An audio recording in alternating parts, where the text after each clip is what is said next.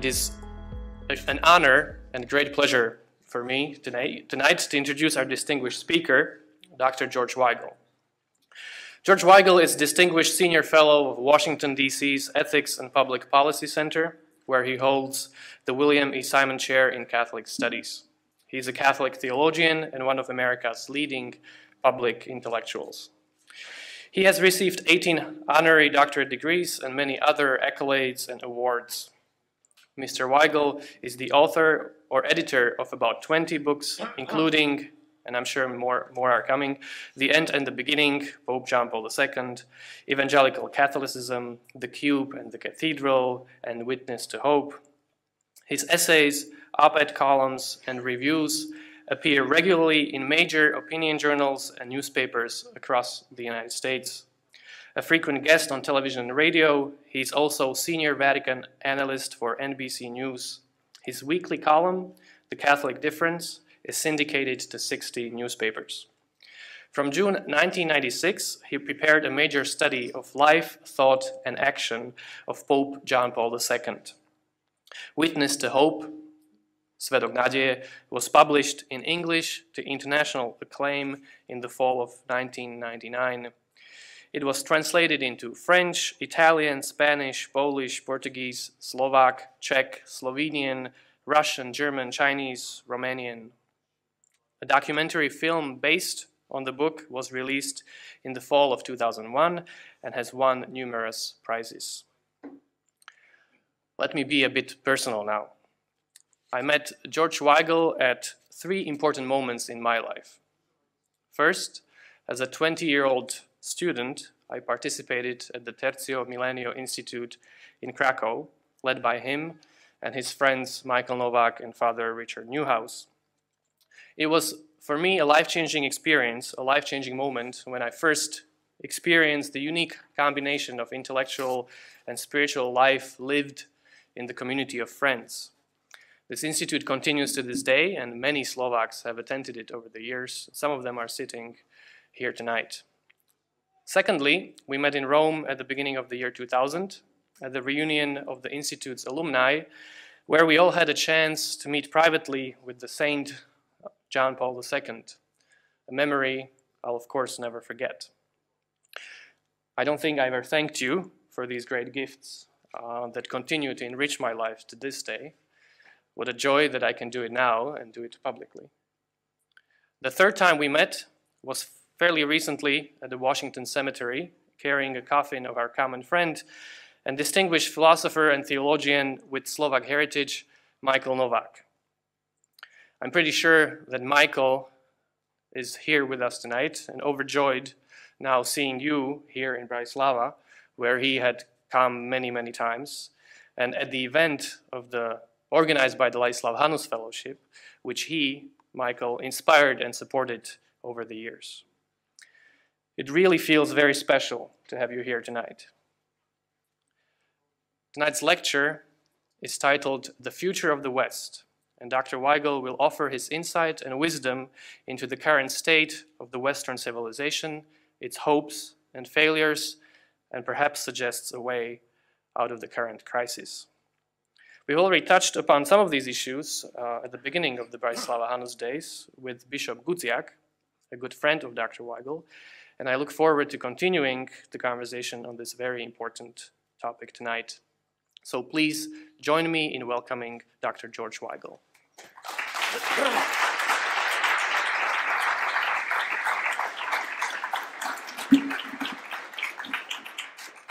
Thank you, Martin. Dobry wieczór. We have now exhausted 20% of my Slovak vocabulary, and I can't see you anyway because of the lights. But I will say it's wonderful to be back in Bratislava after 26 years. I've not been here since 1991, and I want to congratulate the organizers of these Hanus days for putting together such a remarkable program. 20 years ago, I was in Paris for the first time since I was a boy. This was the summer of 1997, and I went to see a new part of the city that had not been there when I was previously in Paris in 1964. It's a mixed development area of shops and offices and homes called La Défense. And at the center of a great plaza in La Défense is what is called the Great Arch of La Défense, La Grande Arche de la Défense. It's a huge 40-story tall cube,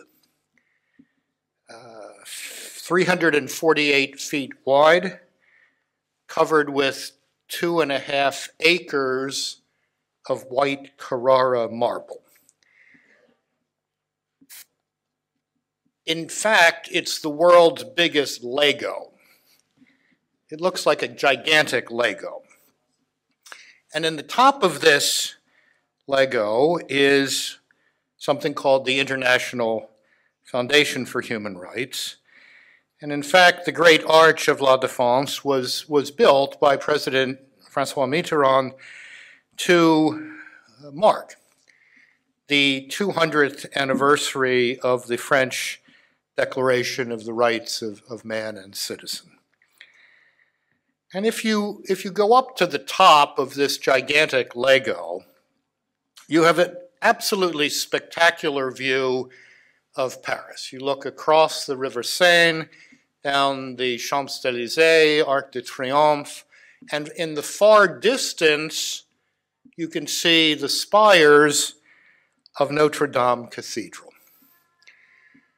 And when I was up on top looking at that view 20 years ago, the thought occurred to me, what civilization, what culture, what set of cultural norms and values would best defend the human rights that this gigantic arch was meant to celebrate? Was it the culture that produced this stunning but very plain, blank, geometrically perfect, gigantic Lego, stark in its hypermodernism? Or was it the culture that you could see at a distance, a couple of miles away? The culture that produced the asymmetrical towers, the gargoyles, the stone carving, the stained glass of the Cathedral of Notre Dame. And that idea rattled around in the back of my head for a half dozen years or so, and then occurred to me again when in 2003, as Slovakia, among other new democracies of Central and Eastern Europe, was preparing to enter the European Union. And you'll remember, many of you, that there was an enormous argument over the drafting of a new constitutional treaty for the new expanded European Union. I believe that constitution is over 400 pages long. It's a great gift to lawyers, I'm sure. But the fiercest debate, the most heated controversy during the drafting of that treaty had to do with one word. And that was whether the word Christianity could be mentioned in the preamble to the constitutional treaty, where the sources of the new Europe's commitment to human rights, democracy, the rule of law, tolerance, civility were being cited. And this argument went on for the better part of 2 years. And at the end of the argument, the preamble to the treaty said that the sources of 21st century Europe's commitments to human rights, democracy, the rule of law, tolerance, civility, all of those good things of public life were the classical heritage, the Enlightenment, and modern thought.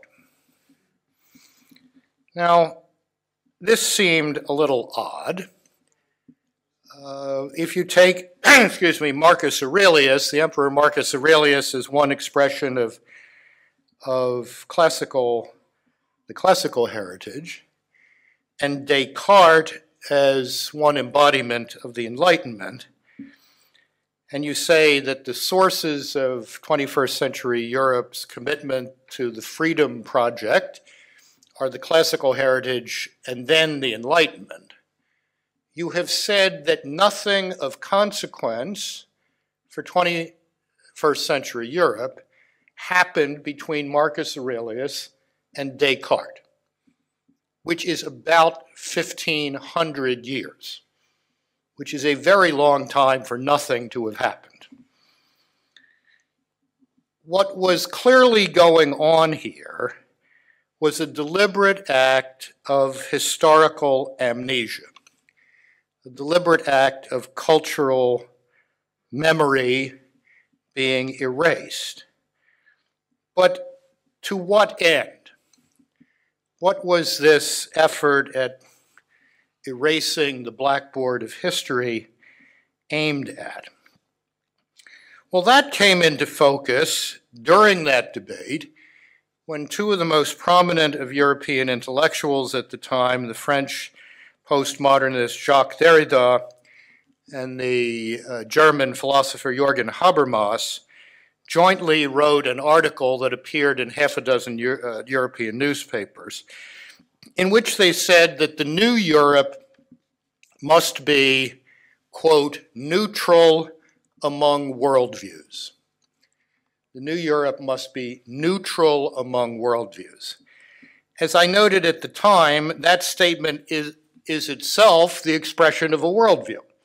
There's nothing neutral about a call for neutrality.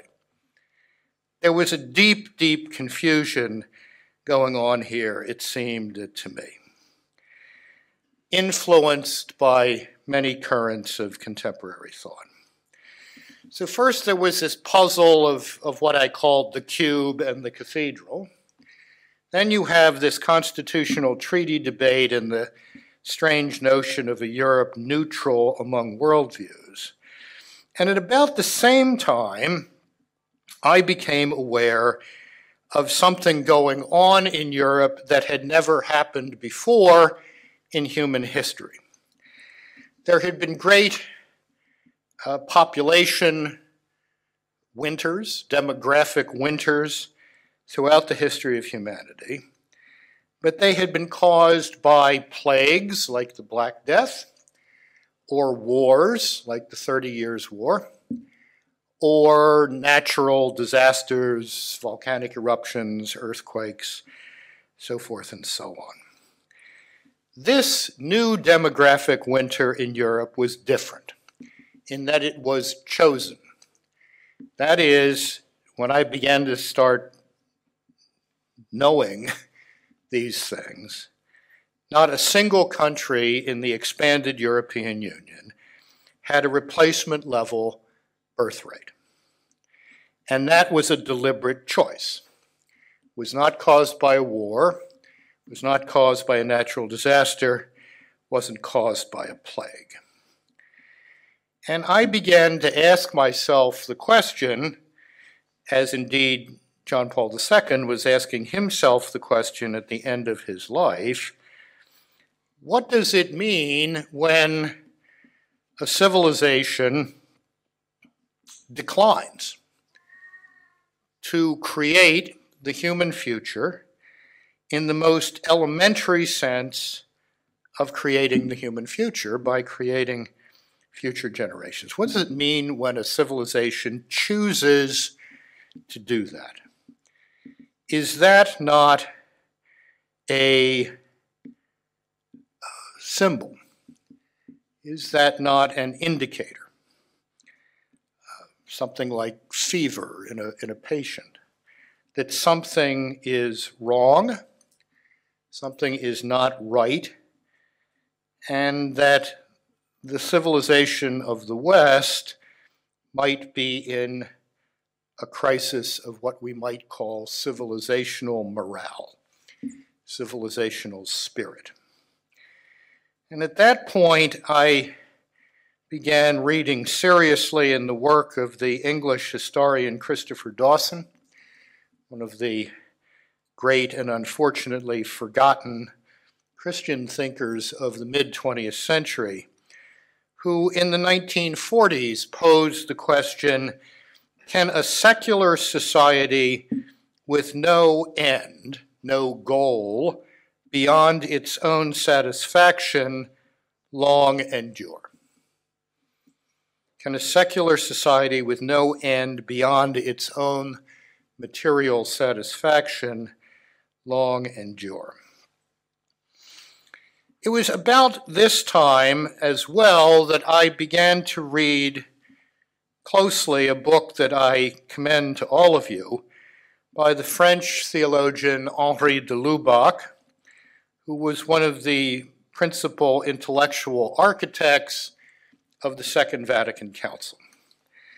During the Second World War, Father de Lubac was active in the French resistance.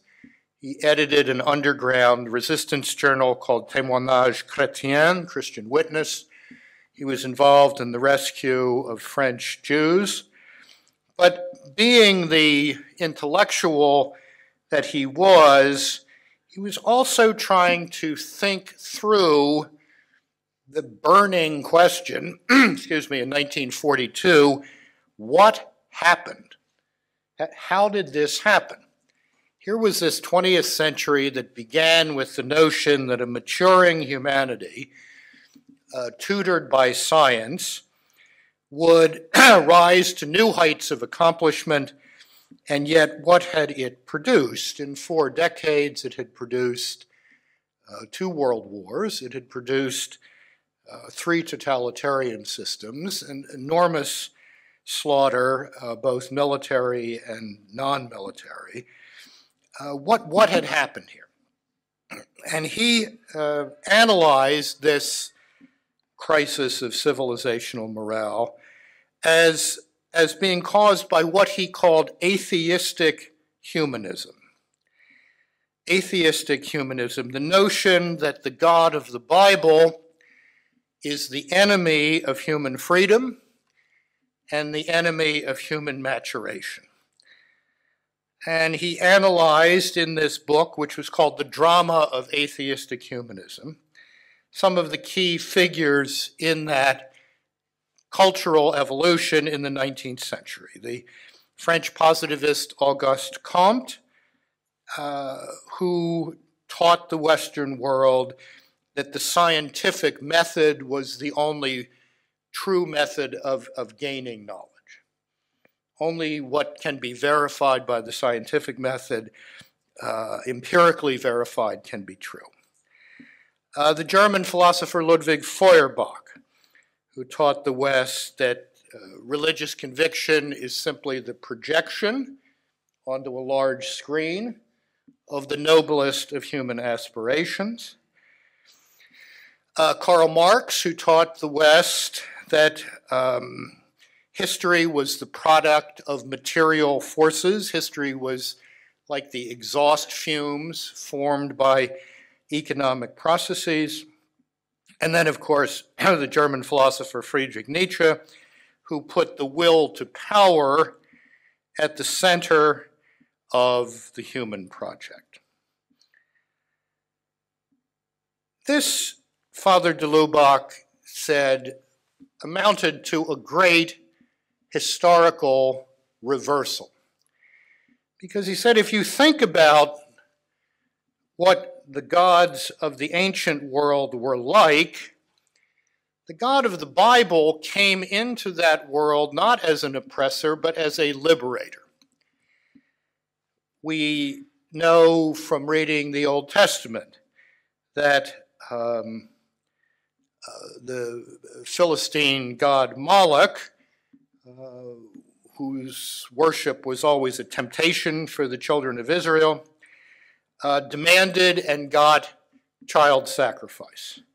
In Carthage today, what remains of Carthage, Tens of thousands of infant skeletons are being found today, children sacrificed to this god Moloch. Not a nice god at all. Look at ancient Greece. The gods of the Iliad and the Odyssey were not nice gods. Even the strongest of humans, Achilles in the Iliad, Odysseus in the Odyssey, are finally just chess pieces on a cosmic game board being manipulated by these gods for their amusement. Or if we come to my part of the planet, we have the fearsome gods of the Aztecs in what is now Mexico, to whom human sacrifice was rendered by ripping out the beating hearts of living captives. Into those worlds, the God of the Bible came as a liberator, de Lubac reminded us, not as an oppressor.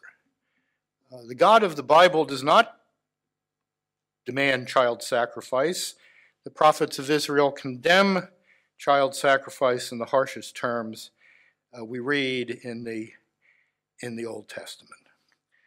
The God of the Bible does not manipulate human characters like the Greek gods in the Iliad and the Odyssey. The God of the Bible enters history, first through the people of Israel, later through the church, and accompanies those people through history, showing them the way. This God is a liberator. And de Lubac said when you turn that inside out so that this God becomes an oppressor, you shorten the horizon of human aspiration. You shrink the notion of nobility, and as Nietzsche predicted, you put the will to power, personal willfulness and political willfulness, at the center of the human condition.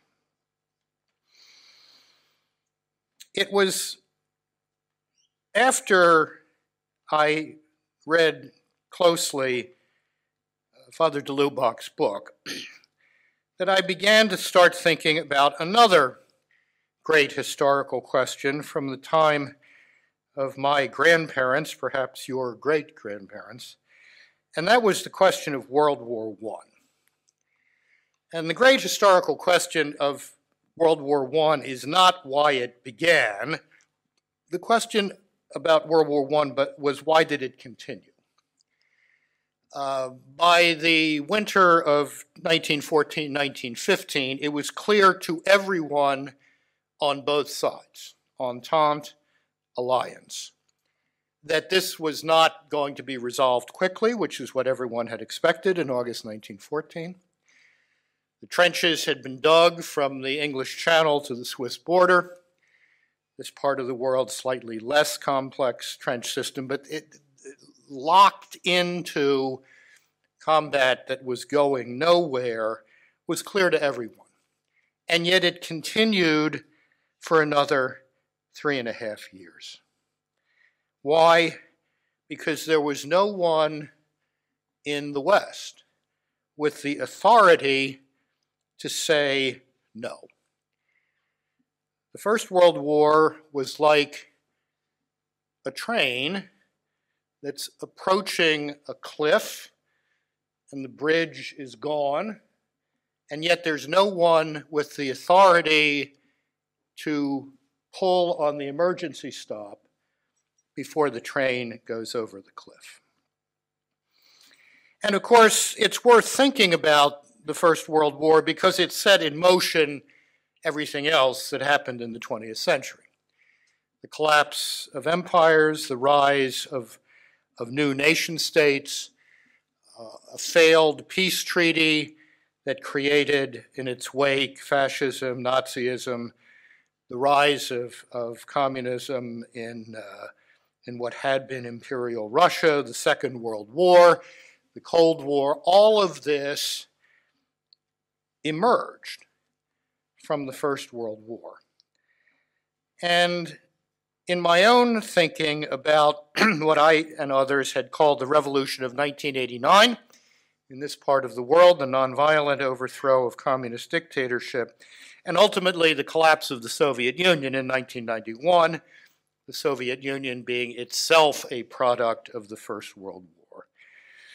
It began to seem as if this was one large historical epoch, that what we call the 20th century excuse me, did not begin in 1900 or 1901 and end in 1999 or 2000.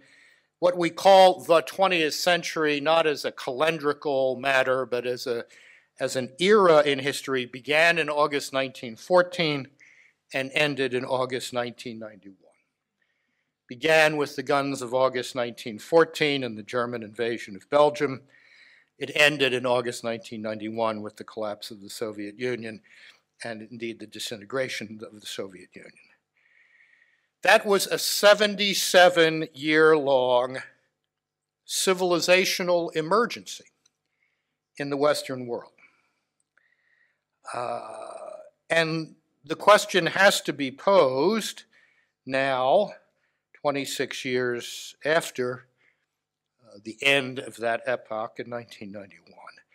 Did that 77-year civilizational emergency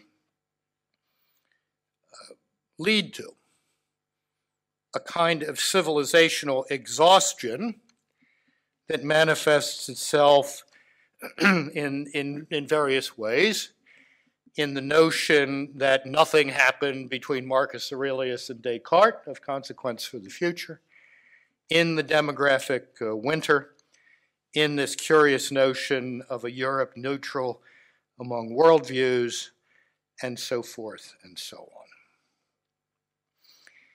And that, I think, is the deep history of the late modern world and the early postmodern world with which we're wrestling today. And one of its manifestations is an aggressive form of secularism that does not simply distinguish between church and state, which must and should be distinguished, but which seeks to reduce religious conviction to a personal lifestyle choice of no more consequence in public life than the decision to have a dog rather than a cat, to go to Croatia rather than Italy for vacation. It's simply a lifestyle choice. Now, there's another way to look at this that I think runs parallel to what I've been describing, and points us to some possible pathways to the renewal of the civilization of the Western world, a path beyond this exhaustion, which is now manifesting itself in all sorts of strange ways in our own time. And that is to understand that the civilization of the West is like a stool that rests on three legs. And those three legs are marked Jerusalem, Athens, and Rome. And what has happened to us as a culture over the past 150-some years, perhaps 200 years, in a more rapid way in some places and a slower way in others, but what it seems to be happening throughout the Western world is those three legs on the stool are getting very wobbly. The first to get kicked out by the high culture of the West in what de Lubac called atheistic humanism was, of course, the Jerusalem leg. What did that leg of the Western civilizational project represent represented the idea, two crucial ideas, that there is an innate, built-in dignity and value to every human life, and that life is journey. Life is pilgrimage. Life is adventure. Life is about creating a nobler future. Life is not a cycle of repeating good and bad things. Life is not random. The human project has a goal.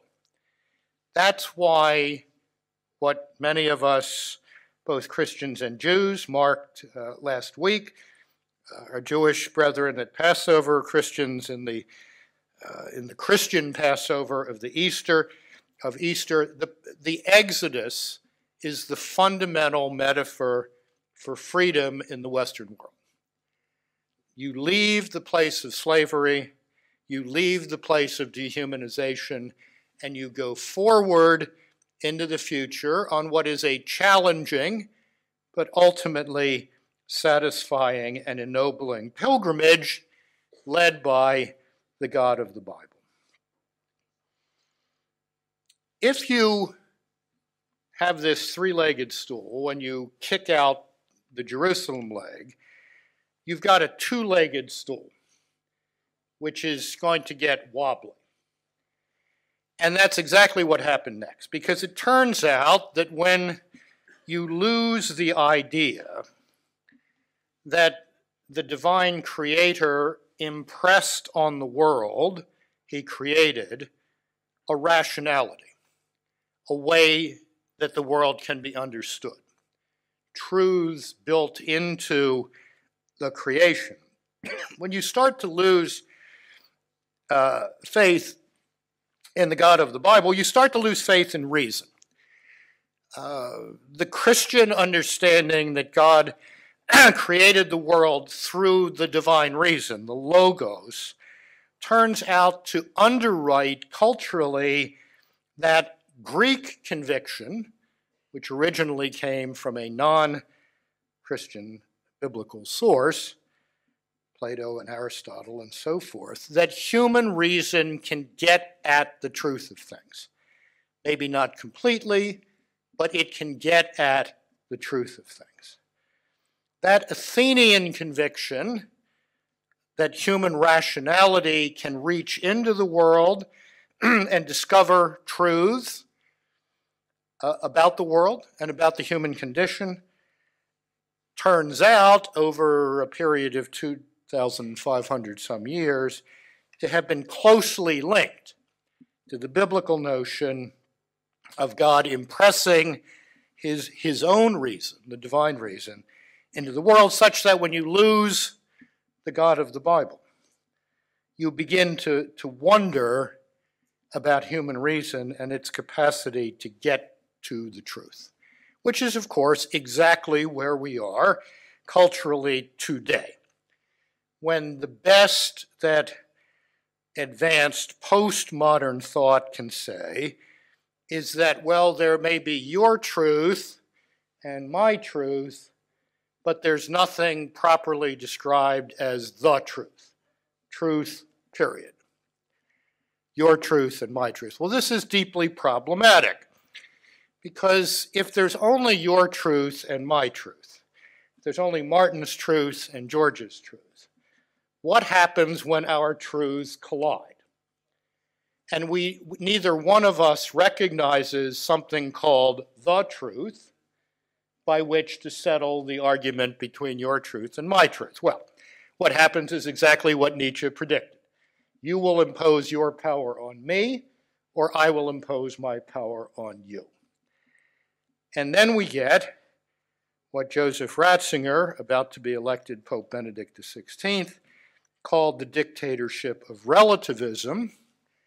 And that means the breakdown of the third leg on the stool. Because if you've kicked out Jerusalem and Athens, you've got a stool on one leg, which is really wobbly.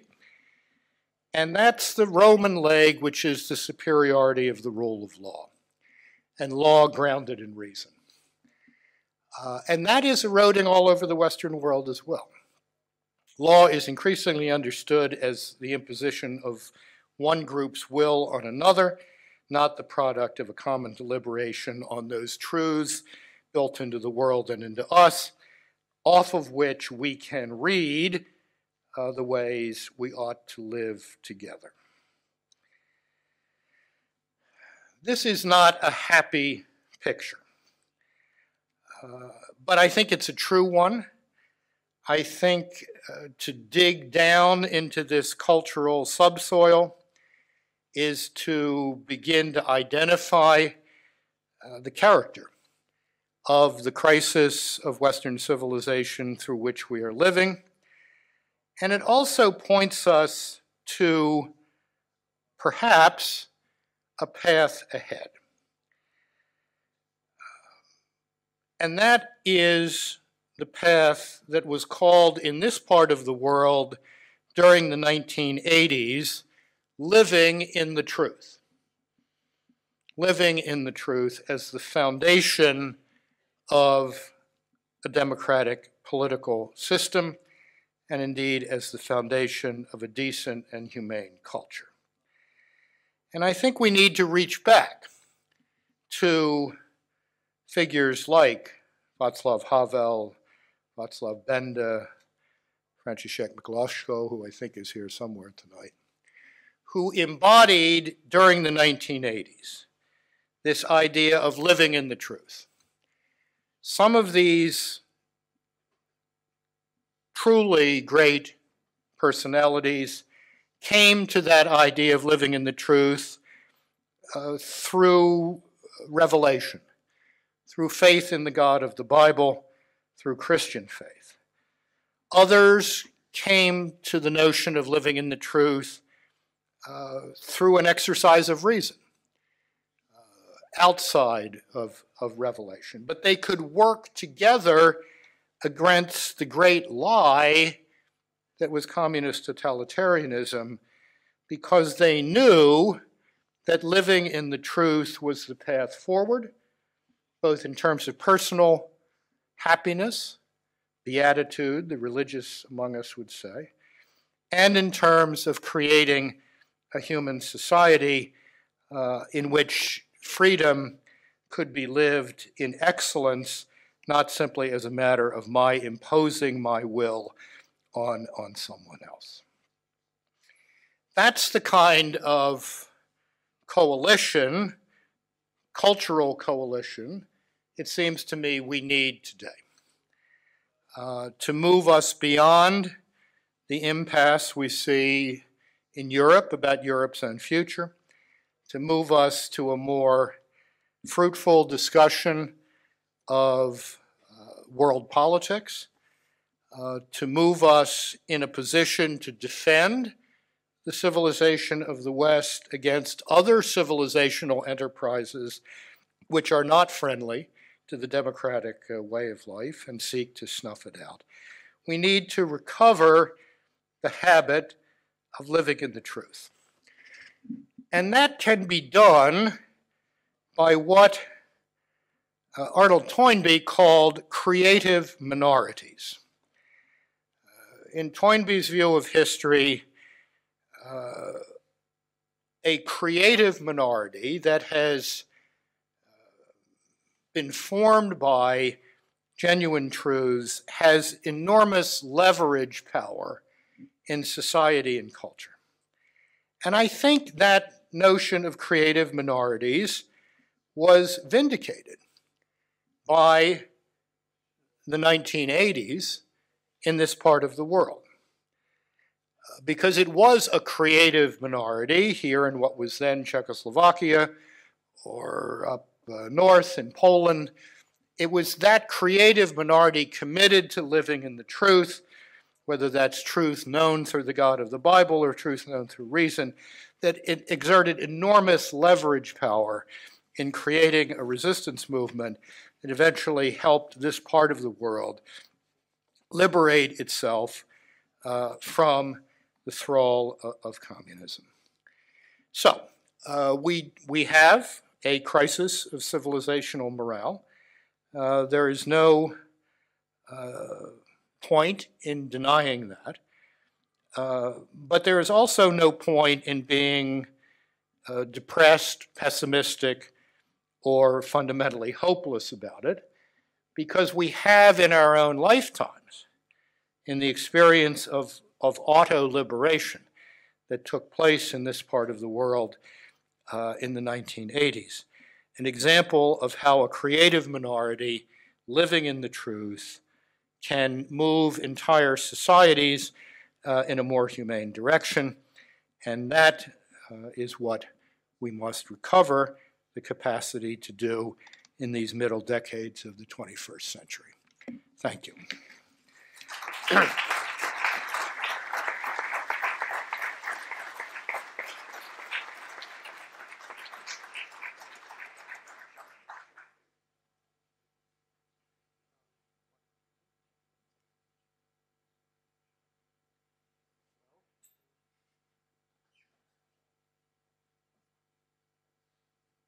Okay. We do have a lot of questions already, but before I let people ask the questions, I'll take my right to ask the first. And since you've finished on the topic of the creative minorities, I cannot resist asking whether you can give any examples of what you see as a creative minority today. What should it look like? I mean, you gave an example of underground church in Czechoslovakia and maybe Solidarność in Poland, but where are they now? Do they exist? How do we know that this is a creative minority? What should it look like? Well, we can't repeat historical moments point for point, but I think the very fact that an exercise like the Bratislava Hannes Days exists is a good example of people who understand that ideas have consequences for good or ill, that absent good ideas, bad ideas are going to dominate, people who have convictions about the force of reason. So I think this is not a bad place to look.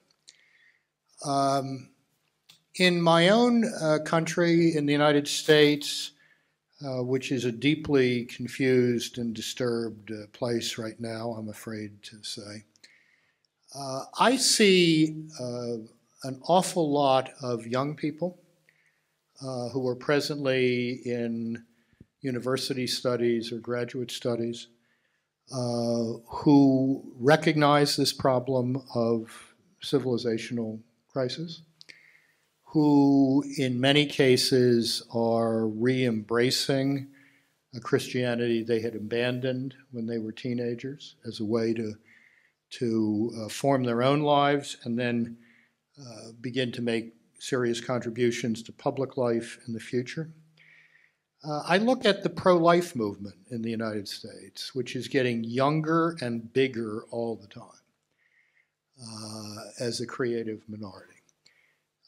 And not simply in political terms, but in the absolutely essential component to legal and political reform on the life issues, which is service to, in the case of abortion, women in crisis pregnancies. And in the case of euthanasia, the comforting of the dying and the creation of circumstances in which everyone is enabled to reach the end of their life in dignity. That's a creative minority. It embodies a way of life that is frankly nobler and more attractive than looking to technological fixes at either end of the life spectrum to solve problems. That's a creative minority. And will they or should these minorities become majorities at some point? Should we just wait? Will it happen? Well, nothing just happens. Things happen because they're made to happen. And in our summer program that you were such a fine representative of.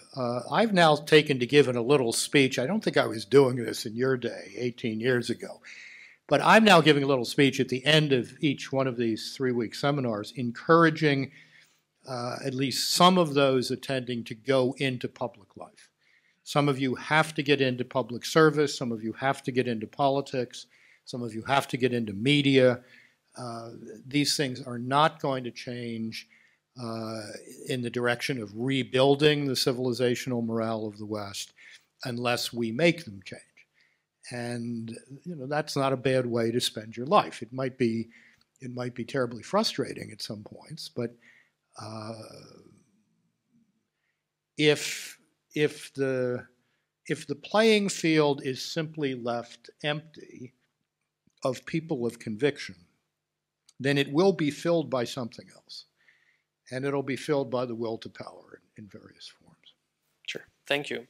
So now we have a question from Juraj.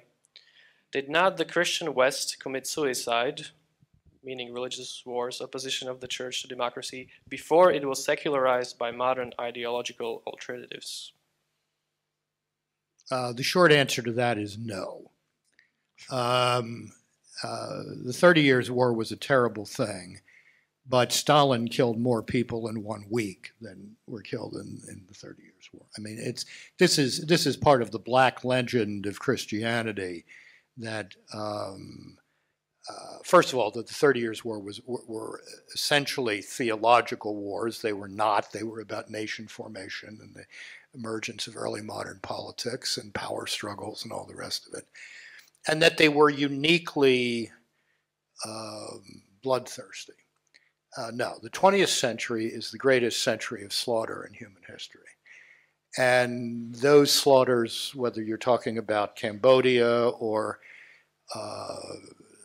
Mao's China or the First or Second World Wars or the Holodomor in Ukraine or the Gulag or the Holocaust, these are all done by hyper-secular people who have embodied this Nietzschean will to power, divorced from any notion of transcendent moral reference points. So no, the short answer is no. But what about Dawson's thesis that secularization started with Reformation, right? Would you agree with that? This is going to be an interesting fall because this October, of course, we'll have the 500th anniversary of the Lutheran Reformation in Germany, or at least the beginnings of that. There's going to be an awful lot of bad history repeated over and over again. I do think that there were aspects of Reformation theology, the notion of private interpretation, the decline of the sacramental system, that have fed over time a radical individualism in the Western world that is part of our problem today. But the deeper problem actually goes back before the Reformation. It goes back to William of Ockham and the notion that freedom is willfulness, not reason attaching itself to truth and freely adhering to the truth. Occam's notion that freedom is will has caused enormous damage throughout the Western world, and that was 200 years before the Reformation. Now, I think there's an Ockhamite root to the Reformation in the history of ideas, but this kind of radical individualistic willfulness did not begin with the Lutheran Reformation. I'll ask another question from Slido, and then I'll give a chance to the audience. So if there's a microphone somewhere, you can prepare and raise your hand eventually. But let me ask the second most popular question at this point. What books, it's from Samuel Trizuliak, student of the Collegium of Anton Neuwirth. What books, other than scripture, have had influence on your life and writing? What book, which author would you recommend Catholic college students to read?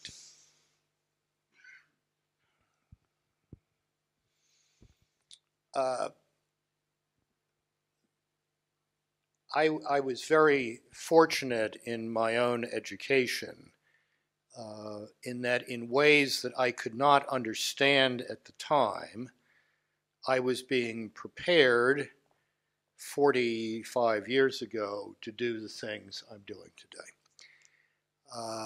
And I'm describing some of that, pardon the advertisement, in a new book. It's a memoir that'll be published in September about my life with John Paul II, but also what led up to that.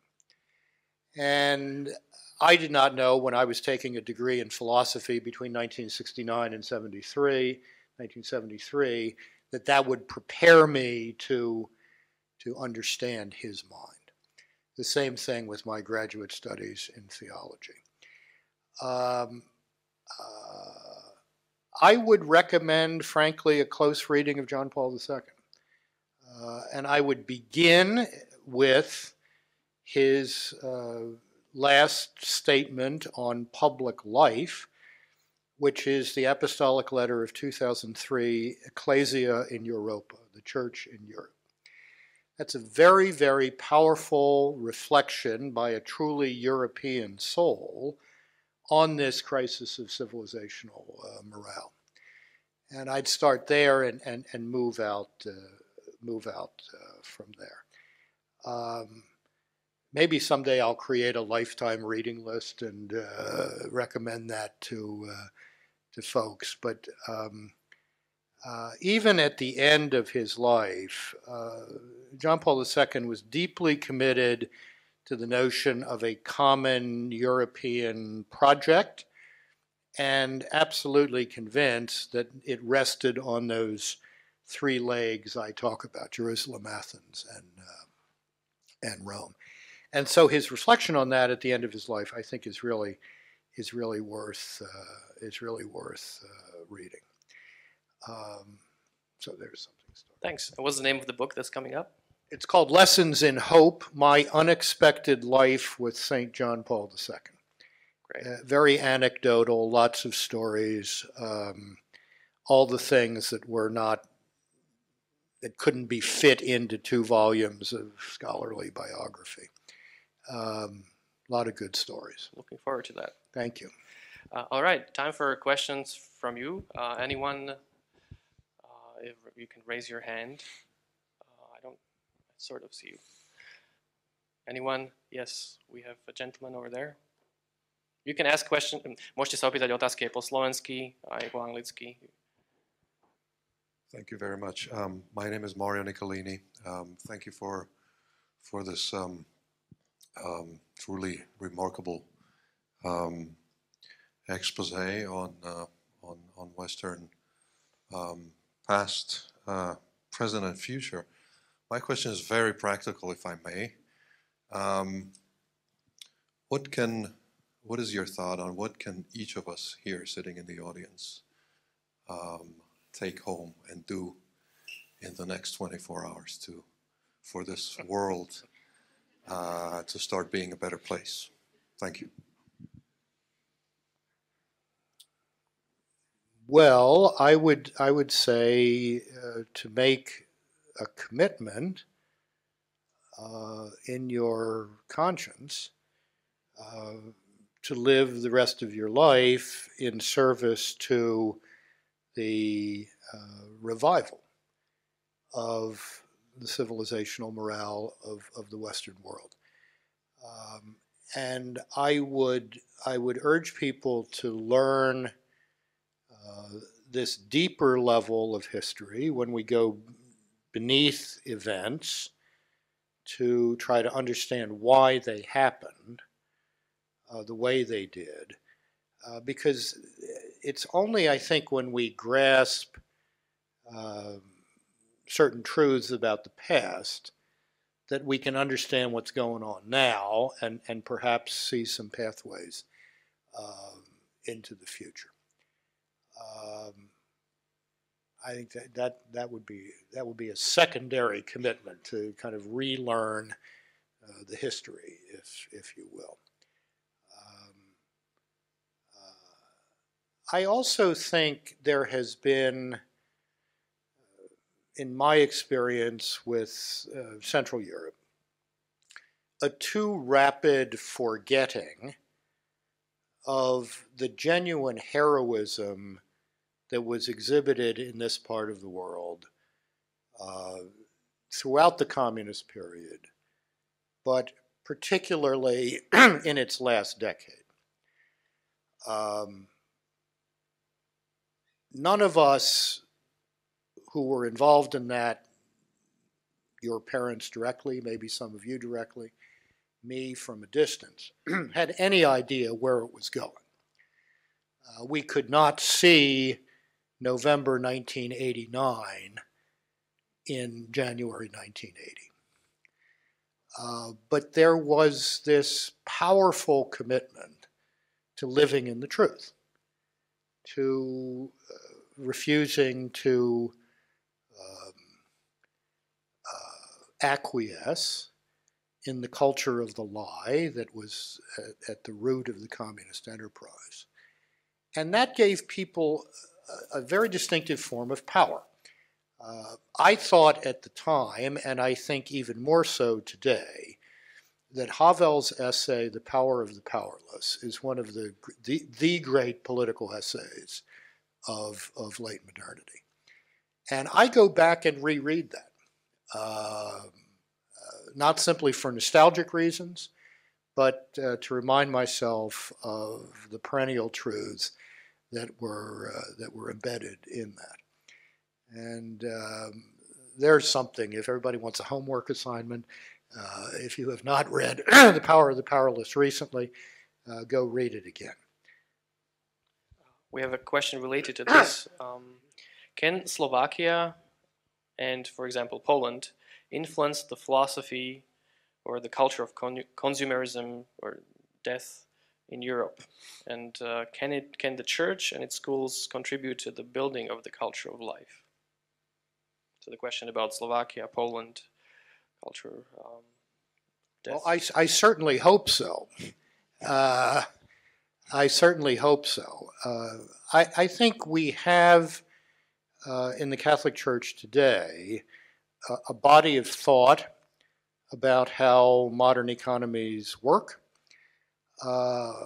and a body of moral thought about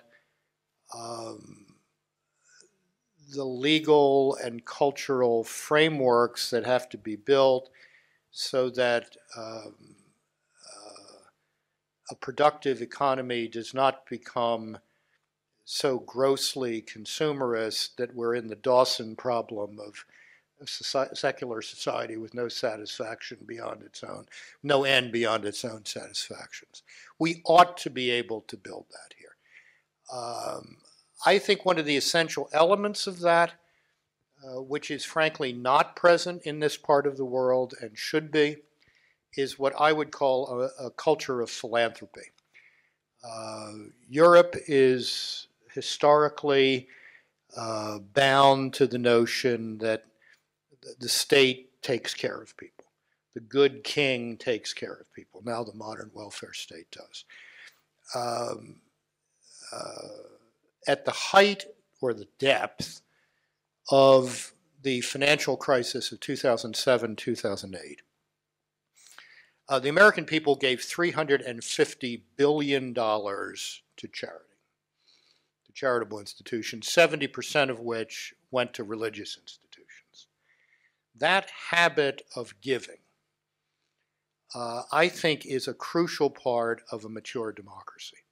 Because if you don't have a vibrant civil society, if you don't have institutions of education, healthcare, public service, social welfare, job training, all of those things that are not simply supported by the state and taxes, but are supported by the generosity of individuals, then the instinct of service begins to die out in society.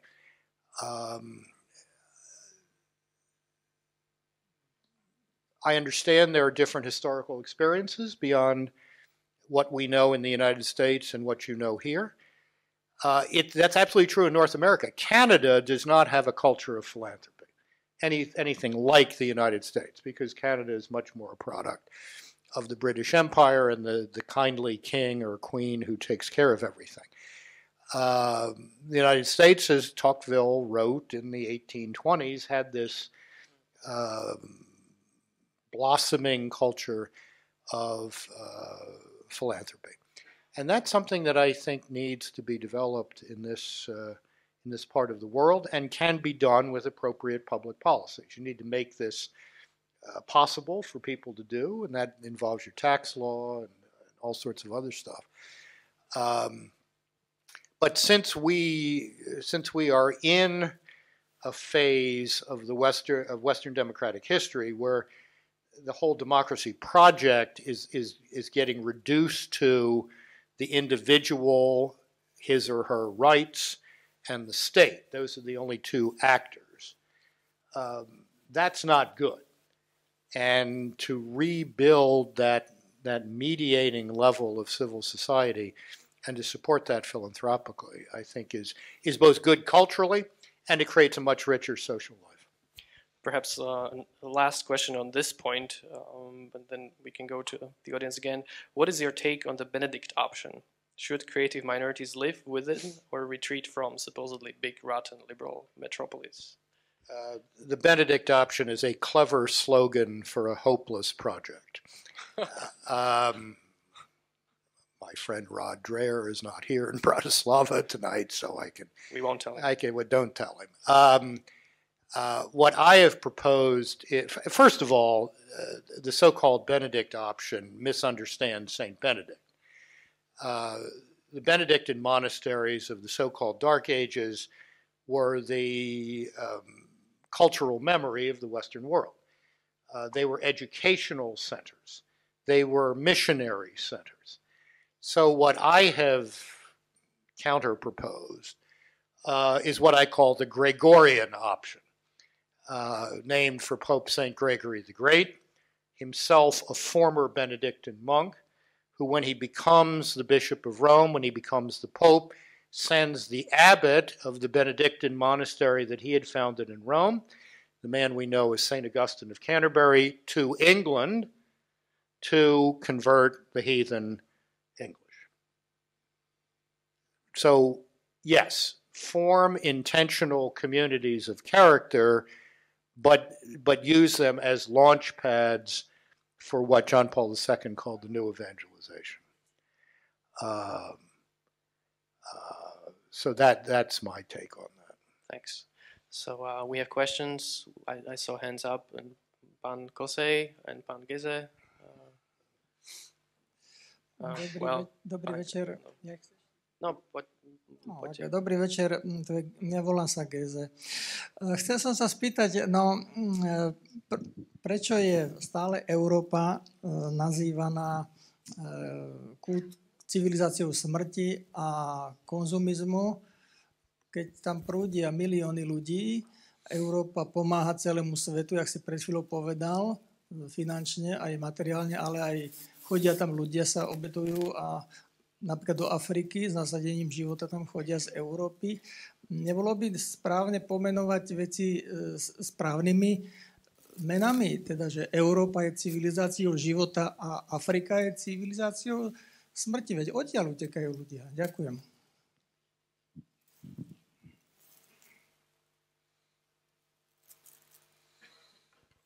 Well, nothing is as simple as slogans like civilization of death or civilization of life can make it seem. I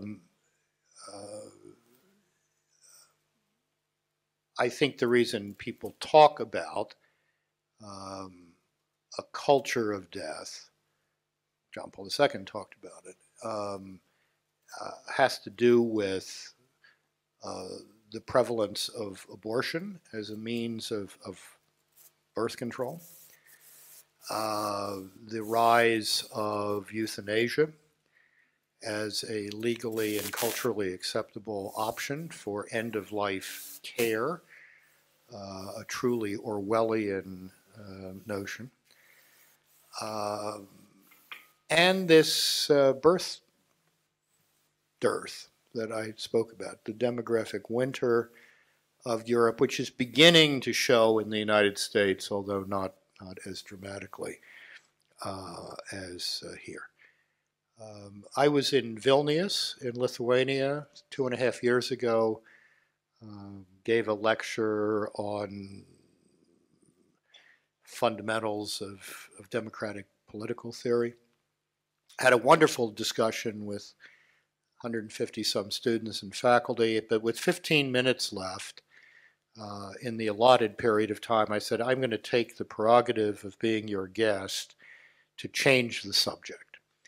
And I said, you're never wasting time when you're talking about great ideas of justice, equity, dignity of the human person, etc. That's all time well spent, and how those bear on public life. But I said, I really must say to you, if you don't start having children, this is a fruitless discussion. I mean, because there is no future without children. And everybody starts looking down and looking uncomfortable because they know it's true.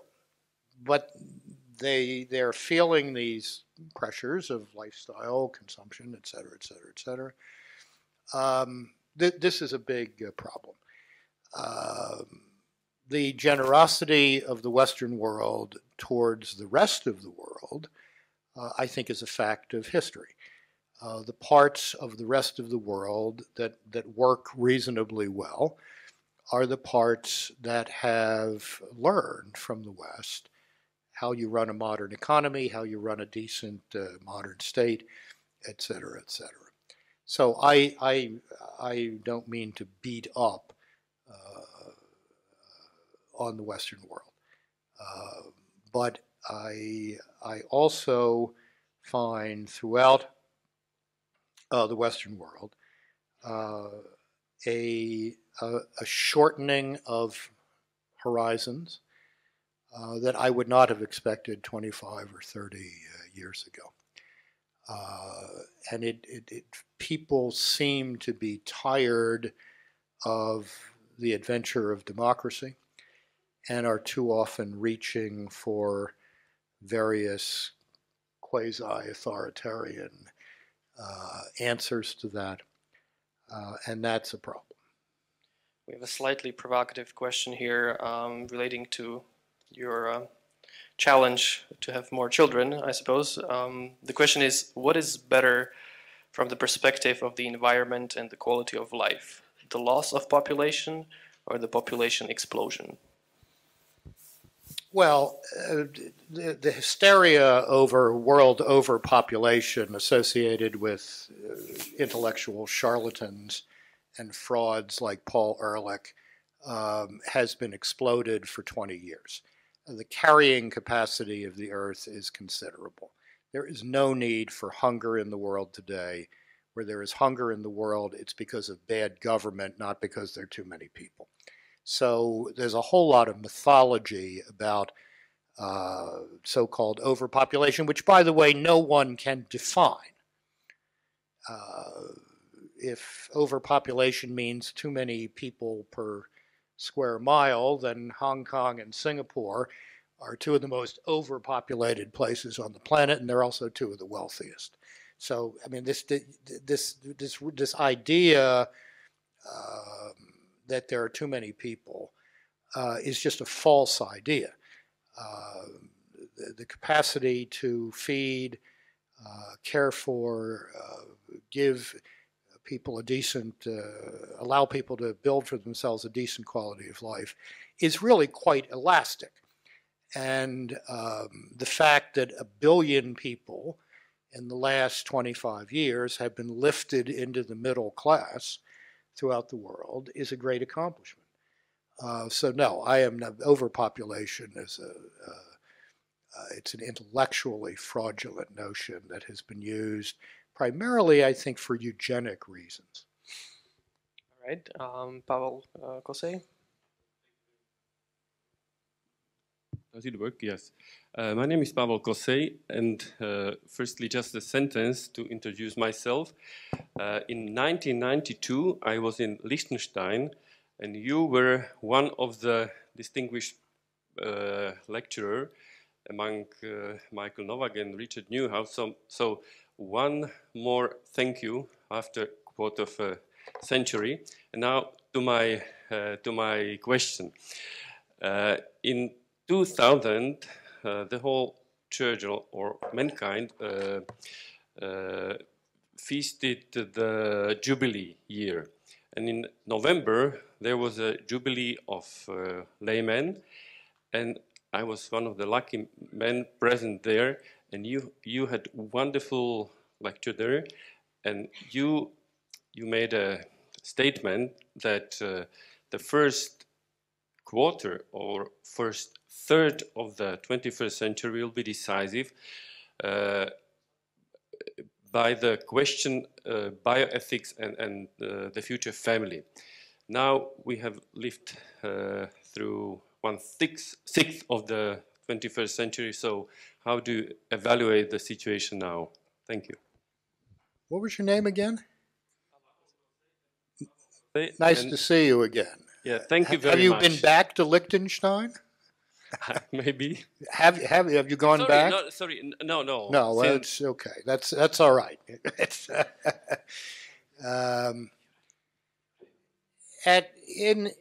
In the year 2000, like every other talking head in the world, I was writing things about what were the scientific achievements of the 20th century that were determinative for the future. And I, like everybody else, I said the two obvious things. Nuclear fission, the splitting of the atom, which creates both enormous dangers and great resources for energy, and the unraveling the DNA double helix, which allowed enormous advances in medicine, et cetera, et cetera. I would now add a third to that. I think the invention of the oral contraceptive pill was a civilization-changing invention, the effects of which we can now see because of this demographic winter problem that I discussed. Human beings now have to choose the human future in a way that was not the case before. I mean, there's been contraception since Adam and Eve, but this was simple, effective, private, and therefore civilization changing. And we haven't handled this well at all. I mean, what Paul VI warned about in 1968 in the encyclical Humanae Vitae has happened. There has been a contraceptive mentality created along with this technological device. And that's a real problem. Children are now often viewed as a burden rather than an opportunity. Having raised 3 children and now having 3 grandchildren, I know children are, can be a challenge. But they're also an enormous satisfaction. And they are the future. So I think I was sort of right about family, bioethics, et cetera. We're not doing too well on that set of questions. Now, of course, in November 2000, we were 10 months away from September 11th, 2001. And I don't think many of us expected that this phenomenon of jihadist Islam would emerge as a dominant factor in the life of the world at that point, and I think you would have to add that to the mix now. But yes, I mean, human beings are being challenged to create the future in a way that is unique in human history. I mean, there really was no time before this when you have to make a conscious choice to produce the human future in an elemental sense. And that's a great challenge. That is a great challenge which parts of the Western world are not meeting very well because of a kind of selfishness that comes from shortening the horizon of aspiration. So I think when I gave that talk, which I don't remember, I'm glad you do, I was thinking more about the new genetics and cloning and that sort of stuff, which is still a challenge, but I think is frankly less of a challenge than some of these other things, and perhaps less than I might have expected then. Well, we're slowly running out of time, so maybe the last question from Juraj Šust. One of the last, at least. Thank you. Generally, the Slovakia and as well Poland are known as a Christian countries. The majority of population is Christian, and yet, in compare with the secular Europe, in terms of the general secular values such as civility, civil courage, civil respect, anti-corruption mentality, the respect to elderly, poor, refugees, to natural environment and so on, seems that the Christian countries are worse than the secular West. What's the problem, according to your view? When John Paul II said that Slovakia, and maybe Poland as well, will play important task in the future of Europe, how we should interpret this claim? Isn't it a bit exaggerated? Thank you.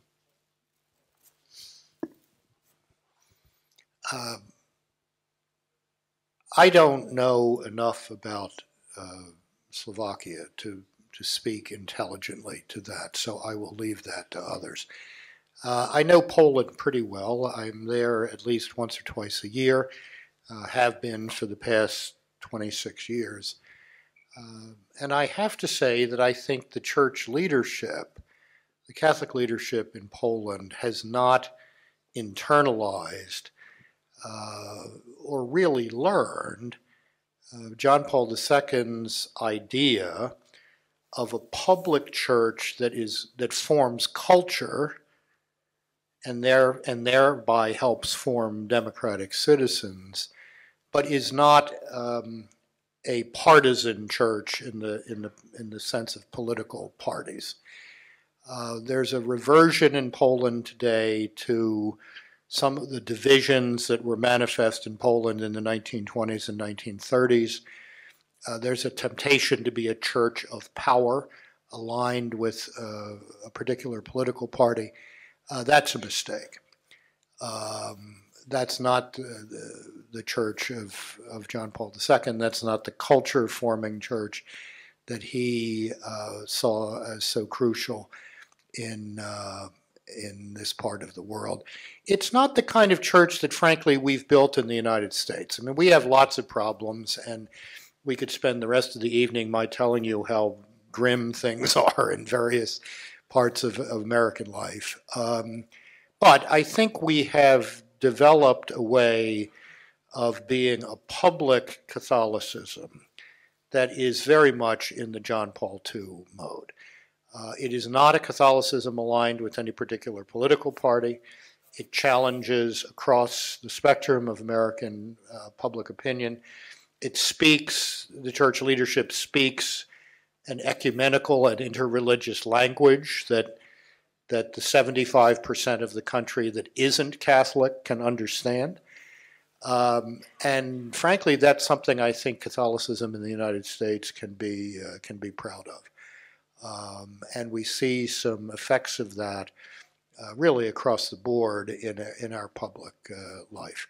So at least for the Polish situation, I think we need more John Paul II, rightly understood. And I hope that will emerge. It may emerge out of lay Catholics rather than out of the clergy and the hierarchy. So there's some thoughts on that. Well, perhaps one and really the last, the one that has the most likes right now, and it's related to what we're talking about.